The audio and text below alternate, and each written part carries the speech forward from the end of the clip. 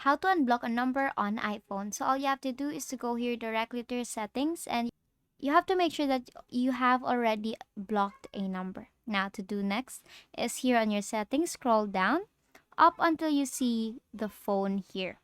Now it's actually under voice memos and above messages.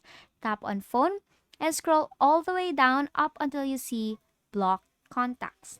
Now here, tap on block contacts here, and here you will see all the contacts that you have blocked, and you have to to be able to unblock a number, or the number is for this one, for this example, is all you have to do is to swipe right to left. Now if you swipe right to left here, you will see unblocked.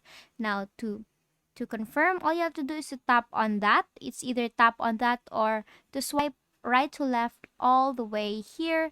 And here, as you can see, you have now unblocked that number, and it's already out in the blocked contacts. So basically that's it. That's how you unblock a number on iPhone, and that is all for today. If this video helped you, please give us some thumbs up and subscribe to the YouTube channel for more tutorials. Thank you for watching.